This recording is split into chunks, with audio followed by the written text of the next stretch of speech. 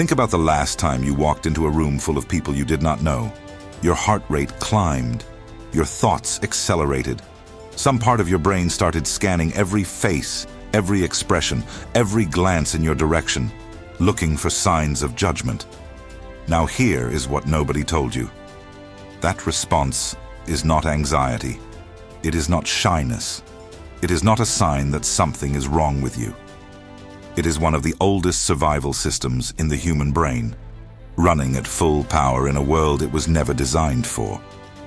And once you understand the mechanism, not the symptoms, the actual neurological mechanism, the anxiety starts to make a completely different kind of sense. Stay with me, because what comes next will change how you understand every uncomfortable social moment you have ever had. Before we get into the science, here is something worth knowing. Social anxiety is not rare. Estimates from clinical psychology research place it between 7 and 13% of the population at clinical levels. And that number climbs significantly when you include people who experience it at subclinical intensity. Enough to affect their confidence, their relationships, their willingness to take up space in a room. You are not uniquely broken. You are having an experience that is extraordinarily common, produced by mechanisms that are well understood. Now let's look at why those mechanisms exist in the first place. Your brain has one primary objective. Not your happiness, not your success, not your comfort. Survival. Everything your brain does, every system it runs, every alarm it sounds, all of it is organized around keeping you alive. And for most of human history, survival was fundamentally a social problem.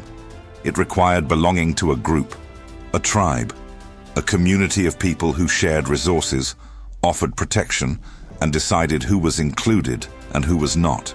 The human being who was rejected by the group, who was excluded, who was pushed to the edges, had dramatically lower odds of surviving.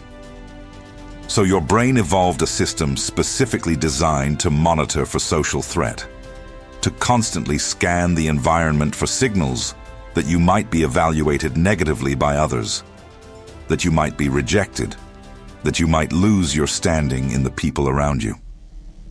Researchers call this the social threat detection system, and in its original context, a world where social exclusion was genuinely life-threatening, it was an extraordinary survival tool. Here is the problem. Your brain cannot tell the difference between a predator in the jungle and a stranger at a party. Both activate the same alarm. Both produce the same physiological response: the elevated heart rate, the tight chest, the flood of stress hormones that prime your body to fight, flee, or freeze.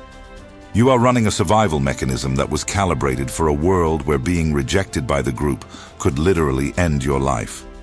And it is activating at the dinner party, at the job interview, at the conversation with someone you have just met. This is not weakness. This is ancient programming running in a modern context. But here is what the research has uncovered about why that alarm is consistently set too high. And it is one of the most surprising findings in social psychology. In 2000, psychologists Thomas Gilovich and Kenneth Savitsky at Cornell University designed a deceptively simple experiment. They wanted to answer one question: how much do other people actually notice about us? They had participants wear a t-shirt with a large, embarrassing image on it, the kind of thing you would be mortified to be seen in, and walk into a room full of strangers. Participants were then asked to estimate how many people had noticed the shirt. Their average estimate was around 50%. The actual number, 25%. People noticed the embarrassing shirt roughly half as often as the person wearing it predicted. This study has been replicated in dozens of variations since 2000, across different cultures, different contexts, different kinds of social scenarios.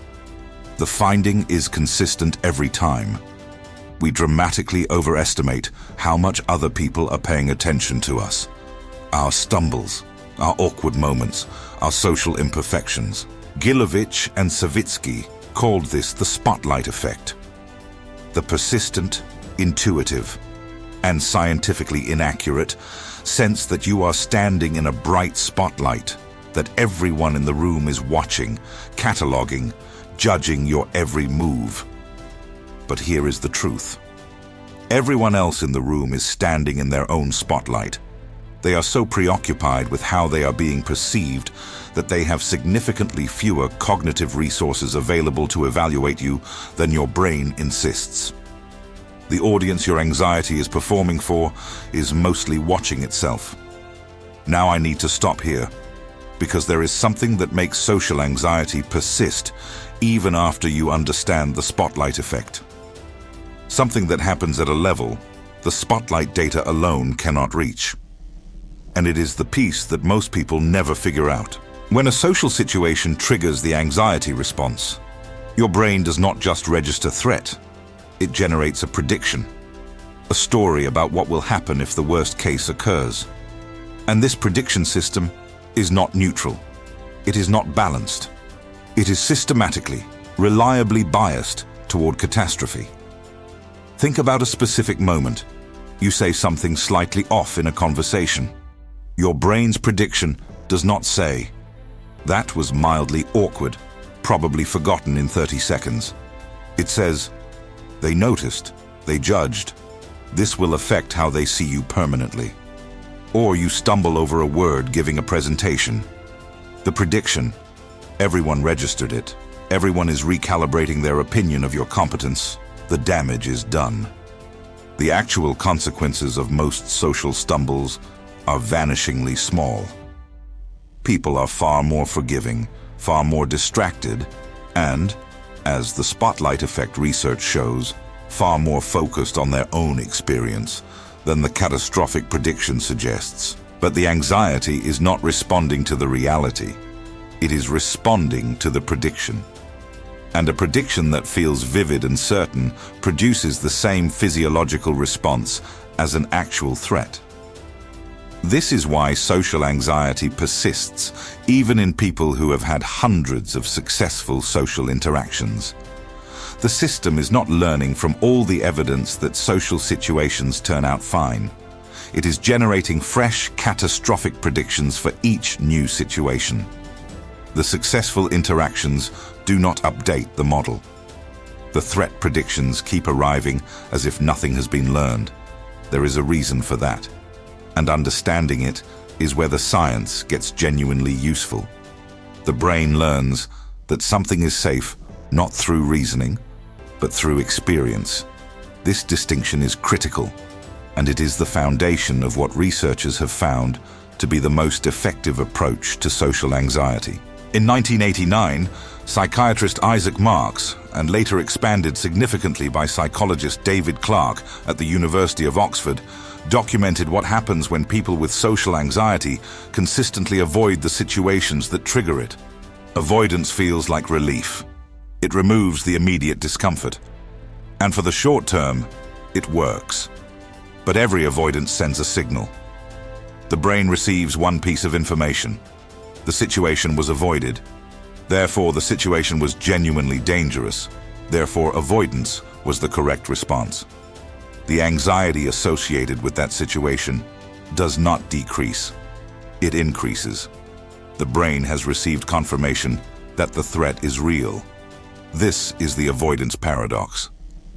The thing that feels most like protection is the thing that makes the problem worse. Not gradually, not eventually, systematically. Every avoidance is a deposit into the threat account. Behavioral exposure, deliberately entering situations that trigger mild to moderate anxiety and staying long enough for the brain to register what actually happens, works in the opposite direction. Not because it eliminates the anxiety immediately, because it provides the brain with the one thing reasoning cannot: actual evidence. Nothing catastrophic happened. You were uncomfortable. Your heart rate was elevated. The threat predictions were running the entire time. And you stayed. And the catastrophe did not occur. That experience, not the reasoning, the experience, is what begins to update the brain's prediction system. Each one is a small deposit of evidence. Evidence that contradicts the catastrophic prediction. Evidence that the world is measurably safer than the alarm suggests. But there is something underneath all of this that none of the mechanisms we have covered can fully address on its own. Something that most content about social anxiety never gets to. And it is the piece that tends to produce the most significant shift when someone finally understands it. Social anxiety is not caused by caring too much about what people think.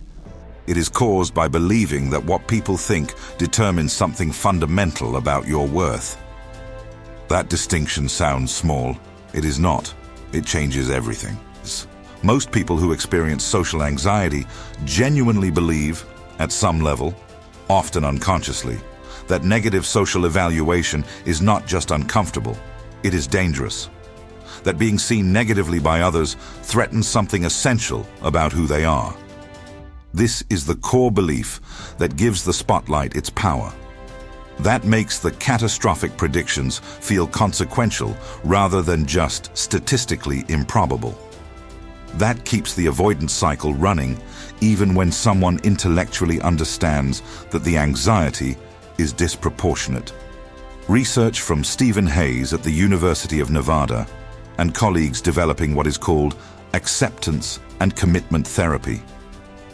One of the most well-validated psychological approaches of the last 30 years, found consistently that the goal of eliminating anxiety is less effective than changing your relationship to it. The findings have been replicated across multiple countries and clinical populations. The goal is not to feel no anxiety in social situations. The goal is to be able to move through social situations with anxiety present, without the anxiety having veto power over whether you stay or go, speak or stay silent, try or avoid. When the core belief shifts, when other people's opinion becomes interesting information rather than a verdict about your fundamental value, the entire system responds. Not because the social situations changed, not because the anxiety disappeared, because what the anxiety means changed. A stumble is a stumble. An awkward moment is a moment. Not evidence of something broken. Not confirmation of the catastrophic prediction. You are not trying to become someone who never feels anxious around people. You are trying to become someone for whom the anxiety no longer decides what you do next. That shift begins not with a technique or a strategy. It begins with understanding what the anxiety actually is. A survival system. A spotlight that is brighter in your mind than in the room. A prediction machine that is systematically biased toward catastrophe and systematically wrong about the consequences. It is running ancient code in a world that has moved on. And ancient code, once you understand it, loses some of its authority. The next time you feel it, the climbing heart rate, the scanning for judgment, the catastrophic prediction already forming, you will know what you are dealing with. Not a verdict, not a flaw, not evidence of something that needs to be fixed before you can show up. A system doing what it was built to do, in a world it was not built for, and you choosing to show up anyway. That is not a small thing.